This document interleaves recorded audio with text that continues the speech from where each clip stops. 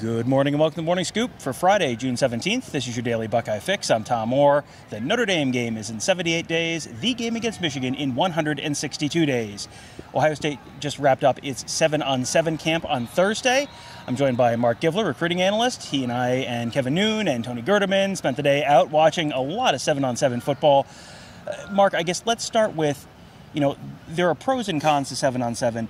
When you're watching a 7-on-7, what do you get that's better than watching just a regular camp setting, and what do you maybe not get watching from 7-on-7? Well, I mean, with the receivers, you get to see them run real routes. It's not just one-on-ones where they're using half a field for one player. So you get to see real route combinations. You get to see the DBs getting real physical with them, ball skills. Quarterbacks get to see them process things a little bit. The running backs get to see them kind of out and about in space, see how they catch the ball. So there's a lot that goes into it that you can kind of translate to real football, but obviously without the pads and the tackling and the offensive and defensive lines, which is the most important thing. There is something left to be desired, but it's one more step closer to real football in the fall. Yeah, it feels more like a football game, but yeah, not great for scouting line play when the line is not there on either side of the ball. That is true. So we got five guys that really kind of stood out to us that we weren't going to talk about today. The first one was wide receiver Tyseer Denmark. He is 2024 wide receiver. We were talking earlier, feels like you looked at him and it was like, that's probably the best guy out on any of these fields right now. Yeah, he was the best guy here, I thought, at the 7-on-7. Unbelievable feet, great route runner, made some spectacular catches. One of them didn't even count, made a one-handed catch out the back of the end zone that was probably the catch of the day, just couldn't get a foot down. But electric athlete, played a lot of corner and did very well at corner. Could be that type of guy in college. I mean, if he said, I'd like to play defense, I think he would be just fine. But dynamic wide receiver prospect, and he loves the Buckeyes. We talked to him, and Ohio State's in really good shape right now. Yeah, and do you have a sense for if they're looking at him on one side of the ball or the other, or is this kind of too soon to say on that front? They're definitely looking at him at receiver. Brian Hartline was keeping a close eye on him today, and who knows? Maybe at some point, Tim Walton would fight over him or something like that. But right now, they're telling him receiver. Well, another guy who we saw Ohio State coaches keeping a very close eye on was Ryan Montgomery, 2025 quarterback out of Findlay. Older brother Luke Montgomery committed as an offensive lineman for 2023. There were a couple 2025 quarterbacks out there at the same time who, were kind of on our list of guys to keep an eye on. And every time I saw Corey Dennis, he was watching Ryan Montgomery, and I saw Todd Fitch, and he's watching Ryan Montgomery. I think, that tells you an awful lot about where guys stand on their board for 2025 right now. Yeah, I mean, it's super early still, but they've clearly identified Montgomery as their guy right now, and something would really have to change, whether that's Ryan looking elsewhere, which doesn't, I don't think he's gonna eliminate Ohio State anytime soon. So that's not gonna happen. Ryan not progressing, that's not happening. I'm seeing him progress. So something would really have to change, I think, to get them off of that as kind of their locked-in target. Pretty good today. Better than his team results, I think, would indicate. Not a lot of athleticism out there on the perimeter for him, for his receivers. Not a lot of vertical shots. The one he did take, he nailed. I thought he was actually pretty mature about it. He's only going to be a sophomore, and he would take the 5-yard check down if it was there. And while it's not pretty for video and for highlights and everything else, it's the right play. So he's making the right play, and he's getting bigger physically. Looks great physically. Yeah, I was going to ask, you presumably last saw him sometime last fall. How have you seen him either physically grow, or how have you seen his game grow a little bit since last fall? Yeah, well, I did see him at the Elite 11 back in the spring, so there's been a progression there. Every time he looks a little bigger, just a little, he's starting to look at that, true pro style, 6'3", 6'4", going to be 225 pounds, looks like that big drop back quarterback. And again, I liked what I saw today from a maturity standpoint, as far as he could have got frustrated and just, starts airing it out and getting wild. But if the check down was there, just check it down, make the 5-yard completion, get on to the next play. And then when something was there, he did hit. I threw a beautiful touchdown pass in the first round of the tournament play. So And then we got to watch another 2025 in-state quarterback of note, Tavien St Clair. He's from Bellefontaine, which is kind of like northwest of Columbus, kind of a little past Marysville, maybe 25, 30 minutes past Marysville, home of the highest point in Ohio. You may not know that. Campbell Hill. Not know that. Highest point in Ohio. Fun fact about Bellefontaine, Ohio. What did you see out of Tavien St Clair today? Really strong arm. The best throw I saw him make, threw a deep ball right out here, right on the money for a touchdown. Was spinning it very well. Was maybe a little too aggressive. We talked about Montgomery being more disciplined and with not just taking what is given to him. There were some balls that were put in jeopardy at times, but very talented kid. Needs to get a little stronger. Feel like he's not as filled out as Ryan, who I keep trying to not call Luke. Not as filled out as Ryan yet at this point, but definitely a talented kid and one that I think will get a lot of recruiting attention. Yeah, so, and you wonder with guys, kids may have a sense for where people are on the board. Maybe you're pressing a little bit with a chance to impress Corey Dennis, or maybe they'll look over here kind of thing. Just heading into his sophomore year, long way to go. But yeah, for a kid just wrapping up his freshman year of high school, that was a very impressive performance. We talked about the best, potentially the best player on the field. Let's talk about the best name on the field. Bo Jackson, 2025 running back.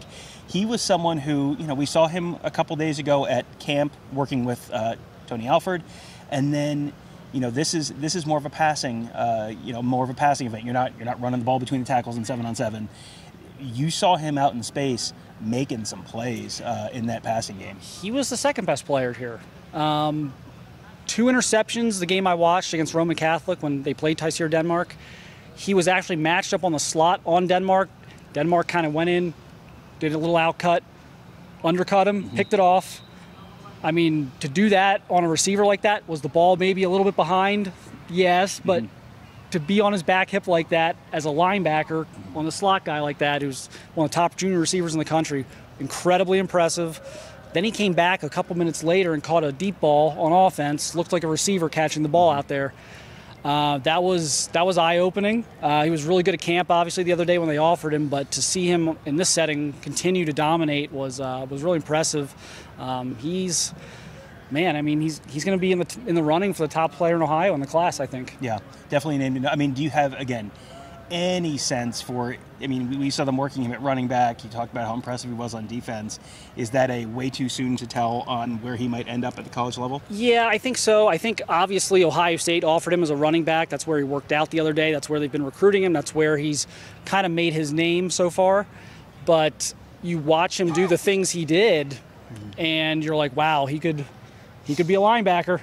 But, if he can be a running back, I think that's what he'll be. But I think that's the preference. But it's fascinating watching some of these guys be like, hey, if that doesn't work out, you can just go to a Steel Chambers and it'll work out just fine for you. So yeah, career options are never a bad thing, especially at that stage of life. Last guy I wanted to talk to you about is a guy who we didn't actually get to see play, but someone who is, I think, a name that people need to know as, not an Ohio State commit yet, but someone who is potentially down the line, someone we may be talking about down the line, depending on how some things shake out.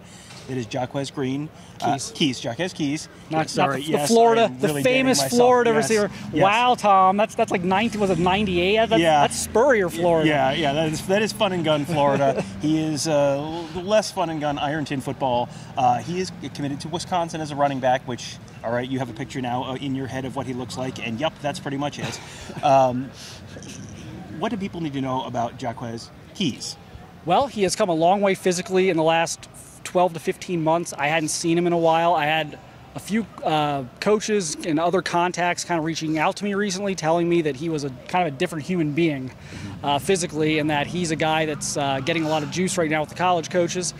Despite his commitment to Wisconsin, a lot of teams are still trying there. And, unfortunately, he wasn't working out today. I think he leaves tomorrow for his official visit to Wisconsin, actually. But he's about 6 feet tall, about 210 pounds, very solid. allegedly a very fast player at that size. We didn't get to watch that today, but I did see him as a puppy. He was I think he was a sophomore. I think it was a sophomore year I saw him. He was their kick returner. Wasn't playing a ton of tailback at that point. Some guy named Reed Carrico was playing tailback mostly at that point, but so he's got some juice to him, got some speed to him, and it's a name that I'm not hearing anything imminent right now. I don't think you need to know about him this week, but I keep hearing look, if Justice Haynes goes to Georgia and if Mark Fletcher continues to flirt with Miami and Ohio State's either got a real issue at running back or they've just got a minor we need a number 2 running back issue, they're going to look at him, and they are looking at him. So that's going to be a name to kind of throw on the back burner, and let's see how the summer goes and finishes out with Fletcher in Miami, with Haynes and the other schools they're recruiting against for Haynes. And that's a guy they could certainly double back on. And I know Tony Alford was chatting up the coaches over there. So. Yeah, and that's a program that obviously very familiar with Ohio State. I mean, you just mentioned Reed Carrico, Trevor Carter, who's a 2023 linebacker. I think Ohio State was maybe taking a look at him. He's headed to Cincinnati right now. But yeah, definitely a program that is well versed in the Ohio State football program as well. You're talking about not wanting to look too far ahead. How about we look just a little bit ahead to next week? Next Tuesday is the last one of these camps. There's a pretty big name coming in for that Tuesday camp. What do we have to look forward to next week? Yes, Dylan Raiola in the building will be slinging it around the Woody Hayes Athletic Center for us. So we will get some video of that hopefully and have all that up for you guys. Looking forward to watching him throw in person. Obviously the video is so impressive that we see, but it'll be great to get a chance to look at him in person, kind of measure him up. But he set the bar as high as it can get. He's the number 1 player in the country, so we got let's see what he's all about. But good timing there. Stacey Gage, top 2024 running back, one of the top 2024 running backs and a top target of Ohio State, moved. He was supposed to camp this past week. He's going to camp on Tuesday, supposedly. Let's make sure he gets here first, but it's supposed to be here Tuesday. I think that ends up working out well, that Ohio State is bringing in Raiola this same day. So I think there's some recruiting juice that could help there as well as getting a chance to watch Dylan throw. And before Dylan shows up, there are a couple other guys showing up this weekend. They've got some big officials coming up this weekend. Brandon Innes, I know, is coming in this weekend. Yeah, that's a big one. That's a huge one. And I don't know if Raiola and Innes will overlap, if Raiola's going to get here in advance of that Tuesday camp. I have not heard that either way. We'll have to check into that. But Brandon Innes being on campus, let's see what happens. Yeah, I mean, he just dropped the top 6 on Wednesday, I think, this week. So, you drop a top 6. Are you going to commit a week later? Wouldn't be the craziest thing to happen in recruiting land. South Florida. But, exactly. But he just had a visit to Alabama recently, I believe, and now coming to Ohio State. So, that you may be trending towards the end of that one way or the other. But this weekend will be a big one for the Buckeyes in that front as well. We will have a whole bunch to talk about the next time we chat on one of these shows. That'll be on Monday, of course. Possibly a look back. We'll see if we can get Alex Gleitman on to kind of recap the weekend visits. That'll either be Monday or Tuesday show, depending on when Alex gets to actually talk to those guys. But should be plenty of exciting stuff to talk about either Monday or Tuesday for that on that front. And then, of course, Tuesday heading into Wednesday, we've got that last day of camp. Dylan Raiola, Stacey Gage potentially. Lots of big names to watch next week as well. So, who said there's an off season? Never in a million years is there a college football off season these days. And we are, no complaints from me. I'm more than happy to have lots of stuff to talk about every day. So if you enjoy hearing us talk about college football and Buckeye football, make sure you check out all of our other great podcasts. Kevin Noon, who's behind the camera right now, he does the Big Me Kickoff podcast. Mark and Bill the Bank Green do Gives in the Bank. Tony and I do the Buckeye Weekly podcast. Alex Gleitman, who I just mentioned, does the Around the Oval podcast. Those are all fantastic shows. You can find them all wherever you find this. Just search Buckeye Scoop to find all of them. You can subscribe right there so you never miss an episode, and then also leave us a 5-star rating and review, which will help other folks find those shows as well. That'll do it for today, and that'll do it for this week. Thank you guys all for joining us. Have a great weekend. We'll talk to you on Monday.